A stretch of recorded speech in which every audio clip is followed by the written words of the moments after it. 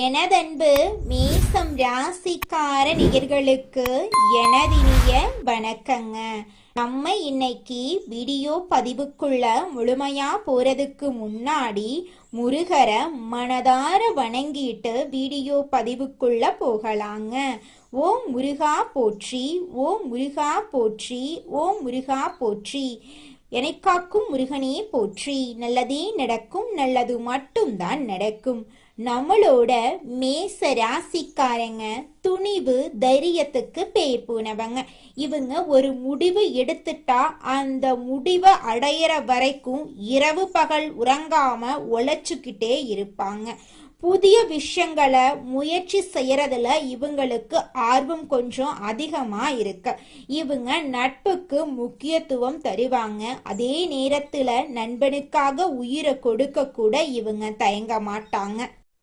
நம்ம இன்னைக்கு இந்த வீடியோ பதிவில் எதை பற்றி தெரிஞ்சுக்க போகிறோம் அப்படின்னு பார்த்தீங்கன்னா, நம்மளோட மேச ராசிக்காரர்களுக்கு குருவின் வக்ர நிவர்த்தியால் ஏற்படக்கூடிய பலன்களை பற்றி தெளிவாக இந்த பதிவில் தெரிஞ்சுக்க போகிறேங்க. குருவின் வக்ர நிவர்த்தியால பொன் பொருள் நகை அந்தஸ்து கௌரவம் ஒழுக்கம் எல்லாமே மேச ராசிக்காரங்களை தேடி வரப்போகுது. குரு பார்த்தால் கோடி நன்மை அப்படிங்கறதால மேச ராசிக்காரர்களுக்கு இது ஒரு ஜாக்பாட் யோகமா மாறப்போகுது.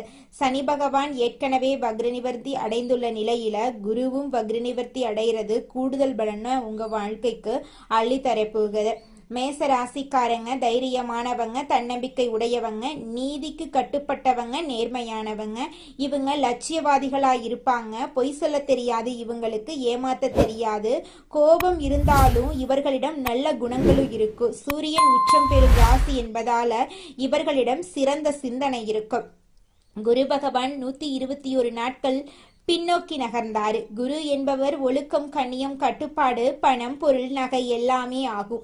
ஜாதகத்துல உள்ள தோஷத்தை நீக்கக்கூடிய ஒரே கிரகம் குரு பகவான் தான். குரு பார்த்தால் கோடி நன்மை அப்படிங்கறதால குருவின் பார்வை மேச ராசிக்கு பல நன்மைகளை அள்ளித்தர போகுது. குரு பகவான் மேச ராசிக்கு 9ஆம் வீடு மற்றும் 12ஆம் வீட்டின் அதிபதியா இருக்காங்க. 9ஆம் வீட்டுல தர்மகாரியம், ஆன்மீகம், இரக்க குணமெல்லாம் இருக்க. 12ஆம் வீட்டுல வெளிநாடு, வெளியூர், திருமண வாழ்க்கை, தாம்பத்திய உறவு, மருத்துவ செலவு, விரய செலவெல்லாம் இருக்கு. குரு பகவான் 3ஆம் இடத்தில் வெற்றி ஸ்தானத்தில் வக்ரமா இருந்தாரு. மேச ராசிக்காரங்க 7.5 சனியை பற்றி பயப்பட தேவையில்லைங்க. ஏன்னா சனி பகவான் குருவின் வீட்டுல தான் இருக்காரு. குருவின் வீட்டுல சனி இருக்கிறதுனால பெரிய பாதிப்புகள் ஏற்படாதுங்க. நவம்பர் மாதம் 11ஆம் தேதி முதல் குரு வக்ரமா இருக்கிறதுனால சில தடைகள் ஏற்பட்டிருக்கலாம். குரு வக்ரமாக இருந்த காலத்துல தந்தை உறவுல பலவீனம், அப்பா சொத்து, அம்மா சொத்து, வீடு, வண்டி, வாகன செலவு, வேலை நிரந்தரமாக இல்லாம இருக்கிறது, வெளிநாடு வெளியூர்ல வேலை கிடைக்காதது, வண்டி வாகன செலவு, நிலம் பூமியில சொத்து பிரச்சனை, வீண் விவாதம், கேஸ், காது, மூக்கு, தொண்டை, சுவாச பிரச்சனை, கால்வலி, ரத்தம் சம்பந்தப்பட்ட தொந்தரவுகள், படிப்புல மந்தமான தன்மை, கடன், பகை, எதிரி, வம்பு வழக்கு, தடை போன்ற பிரச்சனைகள் இருந்திருக்கலாம். குரு பகவான் வக்ர நிவர்த்தி அடைந்ததால இனிமேல் நல்ல பலன்கள் கிடைக்குங்க. படிப்படியாக பிரச்சனைகள் குறையும். சனி பகவானும் வக்ர நிவர்த்தி அடைந்துள்ளதால கூடுதல் நன்மைகள் உங்களுக்கு கிடைக்கும். திருமண பேச்சுக்கள் நல்ல முடிவுக்கு வரும். திருமணத்துல இருந்த தடைகள் நீங்கும். காதல், குழந்தை பாக்கியம் சிறப்பாக இருக்கும். வழக்குகள்ல வெற்றி கிடைக்குங்க. வேலை, தொழில், உத்தியோகத்துல பதவி உயர்வு கிடைக்கும். வெளிநாட்டுல இருக்கிறவங்களுக்கு நல்ல யோகம் உண்டாகும். விசா பிரச்சனைகளா இருந்துச்சுன்னா எல்லாம் சரியாயிருங்க. மருத்துவம், share marketing, ITI field, bank போன்ற துறைகளில் வேலை பார்க்குறவங்களுக்கு சிறப்பான பலன்கள் கிடைக்க போகுதுங்க. உடல் ஆரோக்கியம் மேம்பட போகுதுங்க. குருவின் வீட்டில் சனி இருக்கிறதுனால 7.5 சனியால உங்களுக்கு எந்த பாதிப்புமே ஏற்படாதுங்க. குரு 11ஆம் இடத்தை பார்க்கறதுனால தொழில அபார வெற்றி கிடைக்குங்க. குரு வக்ர நிவர்த்தி அடைந்திருப்பதால லாட்ரி யோகம் உண்டாகும். வெளிநாடு செல்லும் யோகம் இருக்கிறதுனால லாட்ரி எடுக்கலாம். ஆனா ஜாதகத்தை பார்த்து குரு பகவான் நல்ல இடத்துல இருக்காரா அப்படின்னு தெரிந்து லாட்ரி எடுக்கலாங்க. ஆசிரியர், வங்கி, கமிஷன் வியாபாரம், ரியல் எஸ்டேட் போன்ற துறையில் இருக்கிறவங்களுக்கு நல்ல மாற்றங்கள் ஏற்படும். பெண்களுக்கு மிகப்பெரிய வெற்றிகள் எல்லாம் இந்த காலகட்டத்துல தேடி வரப்போகுது. இது நாள் வரைக்கும் உங்களை வேண்டான்னு உதறி தள்ளிட்டு போன சொந்த பந்தங்கள் எல்லோருமே இனி வரக்கூடிய காலங்கள்ல உங்களை தேடி வரப்போறாங்க. உங்க வாழ்க்கையே சொர்க்க வாழ்க்கையா மாறப்போகுது. நீங்க இது நாள் வரைக்கும் பணம் காசு 4-5 பேர்கிட்ட கடன் வாங்கி ஒவ்வொரு நாளையும் வாழ்ந்திருப்பீங்க. ஆனா இனி வரக்கூடிய காலங்கள்ல நீங்க 4-5 பேருக்கு பணம் காசு கடன் கொடுக்கக்கூடிய அளவுக்கு செல்வாக்குல உயர்ந்த வாழ்க்கைய வாழ போறீங்க. உங்களுடைய படிப்புக்கும் தகுதிக்கும் ஏற்றார் போல நல்ல வேலையெல்லாம் கிடைக்க போகுது. உங்களுடைய மனக்கவலைகள் காணல் நீரா கரைஞ்சு போக போகுது. மனிதனா பிறந்த ஒவ்வொருவருக்கும் ஆசை இருக்கதாங்க செய்யும். அந்த ஆசைகளை அடைய நம்ம நினைச்சா மட்டும் பத்தாதுங்க. முழு மனசோட நம்மளுடைய ஆசைகளை அடைவதற்கான வழிய ஒவ்வொரு நாளும் என்ன பண்ணணும்னு யோசிச்சு அதற்கான திட்டங்களை தீட்டி உழைச்சுக்கிட்டே இருக்கணுங்க. உழைச்சா நிச்சயமா நம்மளுடைய ஆசைகள் எல்லாமே நிறைவேறிடுங்க. உங்க வாழ்க்கையில இனி வரக்கூடிய காலங்கள்ல உங்களுடைய அனைத்து ஆசைகளும் நிறைவேற போகுதுங்க. அப்படி ஒவ்வொரு மனிதனுக்கும் இருக்கக்கூடிய பொதுவான ஆசை என்னன்னு பார்த்தீங்கன்னா 16 செல்வங்களையும் அடைந்து வாழணும் அப்படின்னு தான் ஒவ்வொரு மனிதனுடைய ஆசையும் இருக்குதுங்க. பணம் வேணும், பதவி வேணும், புகழ் வேணும், கௌரவம் வேணும் அப்படின்னு தான் ஒவ்வொரு மனிதனும் தினமும் வாழ்ந்துகிட்டு இருக்கான். அதை நோக்கிய பயணத்தை தான் ஒவ்வொரு நாளும் மனிதன் வாழ்ந்துகிட்டு இருக்கான். ஒவ்வொரு நாளையும் ரசிச்சு வாழ்றது கிடையாது. எந்த ஒரு மனிதனும் போராட்டத்துல தாங்க இந்த உலகத்துல ஒவ்வொரு மனிதனும் வாழ்க்கைய வாழ்ந்துட்டு இருக்காங்க. குரு வக்ர நிவர்த்தியால உங்க வாழ்க்கையே மாறப்போகுதுங்க. இது நாள் வரைக்கும் இருள் சூழ்ந்த உங்க வாழ்க்கையில இனி வரக்கூடிய காலங்கள்ல பிரகாசம் வரப்போகுதுங்க. கல்வி தடையெல்லாம் காணல் நீரா கரைஞ்சு போக போகுதுங்க. திருமண தடை நீங்கி உங்களுக்கேற்ற சரியான துணையோடு திருமணம் நடக்க போகுதுங்க. பண வரவுல இருந்த சிக்கல்களுக்கு தீர்வு கிடைக்க போகுது. உங்களுக்கு கிடைக்க வேண்டிய அனைத்து பலன்களும் அடுக்கடுக்காக கிடைக்க போகுதுங்க. வேலை வாய்ப்பு இல்லாதவர்களுக்கு உங்களுடைய தகுதிக்கு ஏற்றார் போல வேலை வாய்ப்பு கிடைக்க போகுது. உங்களுடைய ஆன்மீக எண்ணங்கள் அதிகரிக்க போகுதுங்க. வியாழக்கிழமை குருவுக்கு சிறப்பு நாளுங்க. அந்த நாள்ல குரு பகவான மனதார வேண்டிக்கோங்க. உங்க வாழ்க்கையில இருக்கக்கூடிய அனைத்து பிரச்சனைகளும் காணல் நீரா கரைஞ்சு போயிருங்க. உங்களுடைய எண்ணம் போல உங்க வாழ்க்கையில நல்லது மட்டும்தாங்க நடக்கும். குலதெய்வம் எங்கேயோ இருக்குது, என்னமோ இருக்குது அப்படிலாம் நீங்க நினைக்க வேண்டாங்க. நீங்க எங்கிருந்தாலும் ஒரு தீபம் ஏற்றி வச்சு அந்த தீப ஒளியில தெய்வங்கள் இருக்கிறாங்க அப்படின்னு நினைச்சு வழிபாடு செய்யுங்க. குலதெய்வமே தெரியாவிட்டாலும் வீட்டில் தீபம் ஏற்றி வச்சு ஏதாவது ஒரு நல்ல நாள்ல குலதெய்வத்தை நினைச்சு வழிபாடு செய்யுங்க.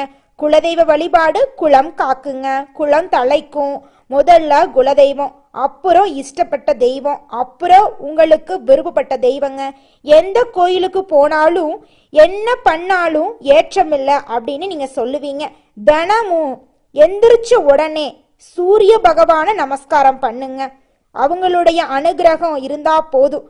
மற்ற கிரகங்கள் எல்லாம் சாதகமா இல்லைனா கூட பரவாயில்ல, அந்த சூரியனுடைய பிரகாசம் உங்க வாழ்க்கையவே பிரகாசமா மாத்திருங்க. அந்த வெளிச்சம் உங்களை வந்து சேருங்க. உங்க வாழ்க்கையில் இருக்கக்கூடிய கண்ணீரெல்லாம் கரைஞ்சு போயிருங்க.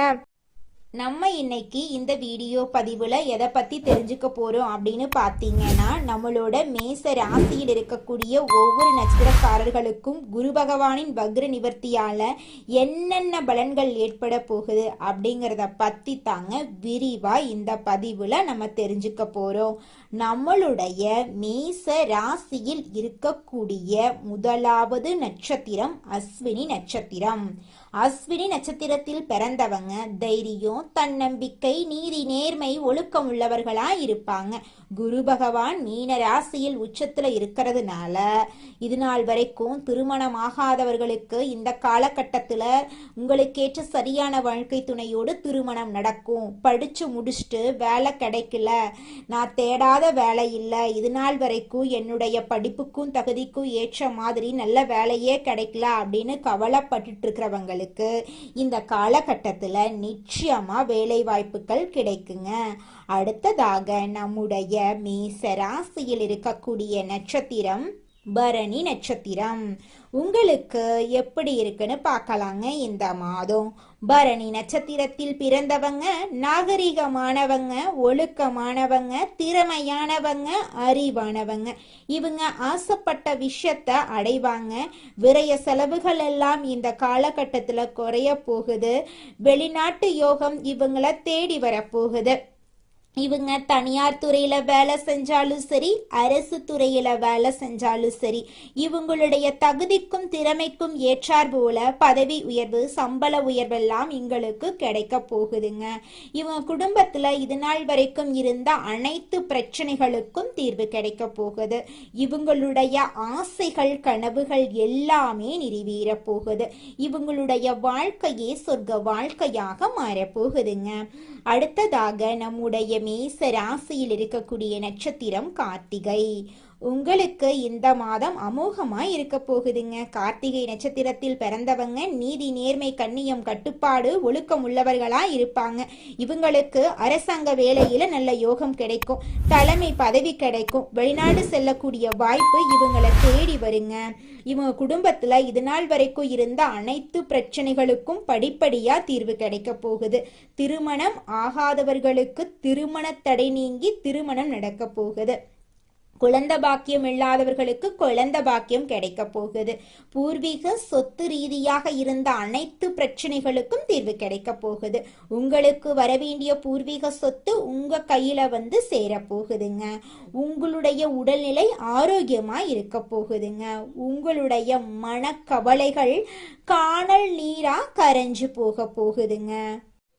உங்க வாழ்க்கையில மேலும் நல்லதெல்லாம் நடக்க நீங்க செய்யக்கூடிய பரிகாரம் என்னன்னு பார்த்தீங்கன்னா, உங்க வீட்டுக்கு பக்கத்துல இருக்கக்கூடிய கண்ணு தெரியாத குழந்தைங்களுக்கு உங்களால முடிஞ்ச உதவிகளை செஞ்சுக்கிட்டு வாங்க. உதவி செய்யணும் அப்படிங்கிறதுக்காக நீங்க லட்சக்கணக்கில் செலவு பண்ணணும் அப்படிங்கிற அவசியம் கிடையாது. உங்களால முடிஞ்ச அளவுக்கு ஒரு பேனா வாங்கித்தாங்க, ஒரு பென்சில் வாங்கித்தாங்க. இந்த உதவியை செய்யறதன் மூலமா உங்க வாழ்க்கையில நீங்க செஞ்ச பாவங்கள் எல்லாம் குறைய போகுது. உங்களுடைய வாழ்க்கையே சொர்க்க வாழ்க்கையா மாறிடுங்க.